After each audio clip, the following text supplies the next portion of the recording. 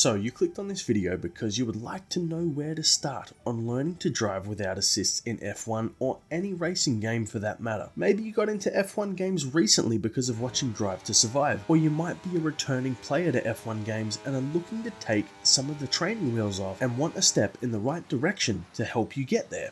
Either way, it doesn't matter. There is no judgment here in this dojo. If you're looking to better yourself in a digital racing format, then that's great, and I'll give you all the information I have in how I am currently doing this myself. When I first started looking for information and techniques on how to best approach getting faster and reducing my overall lap times, there is a lot of advice out there where people say, just turn everything off and you will figure it out. And that's the best advice you can ever get, if you're looking for the fastest way to see no results and get your soul crushed while doing it. At this point, we're going to assume you have enough control over the car that you don't require braking assistance or steering assist. And what we want to do from here is learn how to take what we know from this foundation and build more control ourselves and become less reliant on our assists. And if you're not at this point yet, that's okay. What you will want to do is engage as many senses as you can while you're driving the car. And getting yourself familiar with your car and the environment, you should feel comfortable and be used to having control of the vehicle in digital space. Listen to the sound of your engine as it peaks and troughs as it changes through the gears. That high revving sound can be a great indicator that you're at the point where you need to change gears. Look for visual cues. Use the racing line to help you identify where you need to brake and when you need to accelerate. At first this is going to feel jagged and clunky, you will eventually get smoother. Now the sense of touch is really going to come down to and be dependent upon what you're using to drive with. If you're using a controller, this is going to be very hard for you to adapt to. And I know controller technology has come a long way, but a wheel is going to be far more advantageous in this aspect. However, not all wheels are created equally. At the high end of the entry-level wheel, like the Logitech G923, it's a pretty high-end product. But this wheel uses a gear-based system to provide the user with force feedback, and it does a fantastic job. But being a gear-based system means you're at the mercy of gears taking the time to tighten up to provide you with updates on the ever-changing track conditions, which can find you disconnected from what's happening in real time. And what that means for you is that you aren't getting direct translation of what's happening in the game, and this can limit your progress while learning. The Thrustmaster TSXW Racer Pack with a belt drive system is a leg up from the Logitech G923, where belt drives offer a closer to real feel feedback experience. But again, being a belt drive system, you are at the mercy of the wheelbase if the belt within the wheelbase starts slipping, and when it does, you will lose tension and feedback in the wheel, which can cause you to turn the wheel too much into corners, resulting in losing control of the car. In my opinion, if you have the money to spend, look at getting a direct drive wheel. This doesn't use gears or belts, instead uses electromagnets to give you real-time tension and feedback. So as long as there's power, you're good to go. And there are options aplenty out there in the market. Fanatec, Thrustmaster and Logitech to name a few, making affordable direct drive solutions. Don't get me wrong, they still cost a pretty penny, but are well worth it for the driving experience you'll receive in return for your hard-earned coin. Personally, I'm using a Fanatec Direct Drive Pro, and all in all, it's been pretty good. But if you're like me and you live in Australia, Fanatec cold solders the RJ11 ports to the boards on the back of the wheelbase. And as you might know in the Down Underverse, it gets bloody hot, which can cause the RJ11 port, which controls the pedals, to literally fall off. And if your wheel is out of warranty, Fanatec will make you pay for the pleasure of repairing their product, and you'll have to foot the bill for shipping too. But if you have a J-car or know anyone with decent soldering skills, you can solder it back in place and it will work perfectly. So the first thing you want to get the hang of is using the manual transmission. If you aren't familiar with this already, this is your first step in transitioning and getting rid of the training wheels in any driving game. In F1 games, you can see the rev limiter on the screen regardless of view. At first you'll end up being clunky and your balance of vision will be half on the racetrack and where to position the car, and half concentrating on your rev limiter and your gears. Don't be disheartened by this. It's totally normal, and through time you'll learn to use your peripheral vision to watch your rev limiter based on sound cues from the engine to know when to shift up. What you may also notice in F123 is that there is an option to play manual with suggested gear, and I highly recommend this approach as it will let you know what gear you need to be in to take on certain corners on each track, which is amazingly advantageous, especially when learning manual.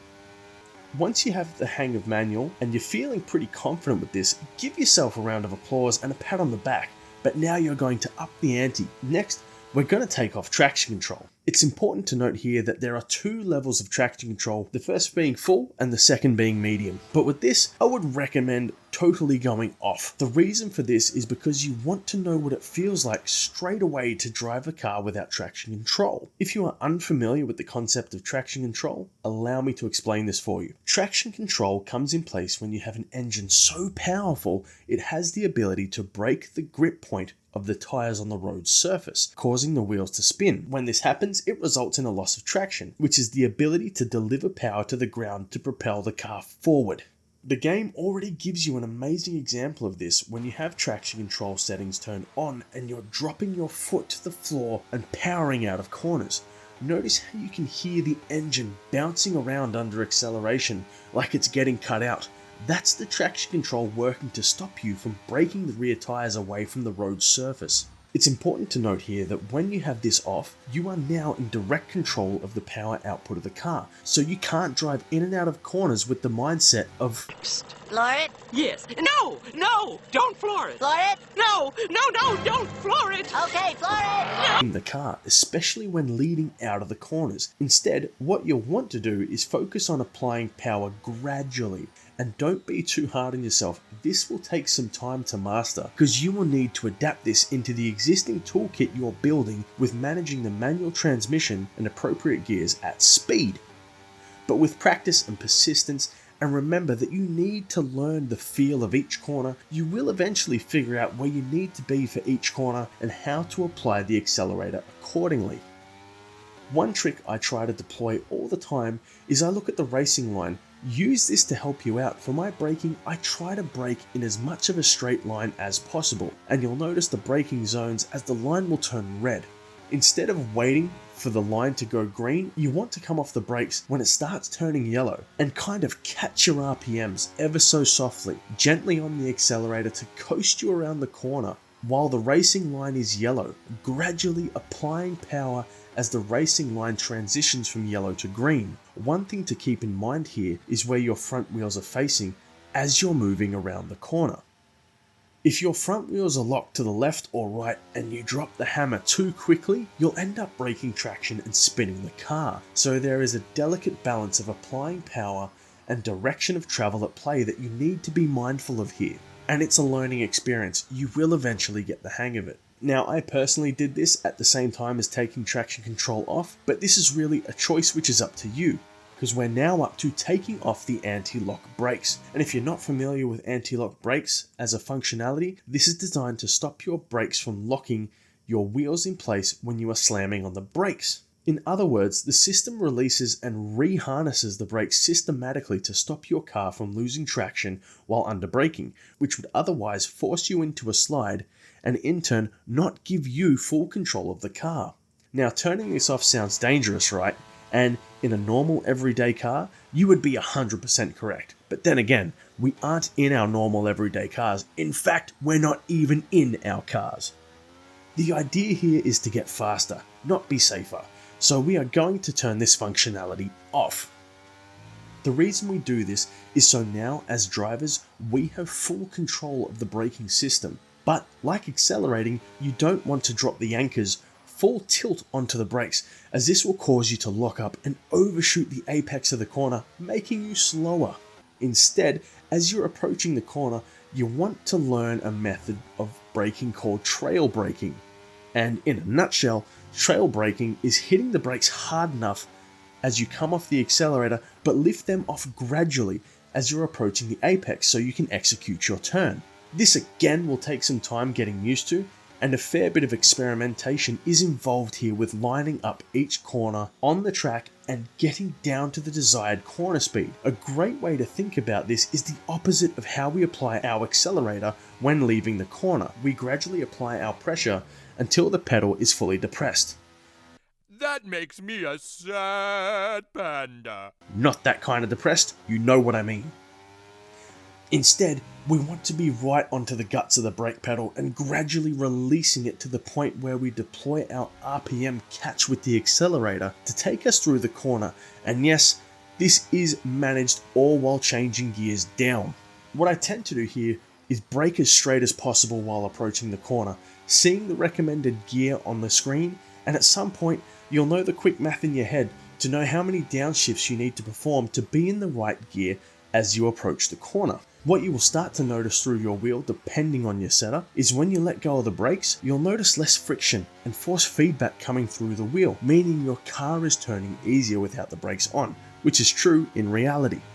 Now, it's fair to say here, you're going to have a bit of a learning curve ahead of you, but this is where you will deploy your senses. Listen to the tires. If they start squealing, then you know you're applying the brakes way too hard.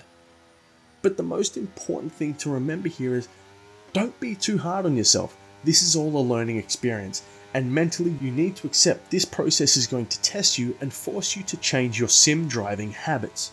Keep practicing and learning, allow yourself to make mistakes and keep at it. And what you'll see is that your sector times will just keep decreasing as you settle into this new way of driving. And with time and patience, you'll temper these new skills into an overall faster time, allowing you to push through ceilings which you may have found in place because of your assists. Once you get the hang of this, look at reducing the racing line to corners only, and once again, when you're confident, remove it totally.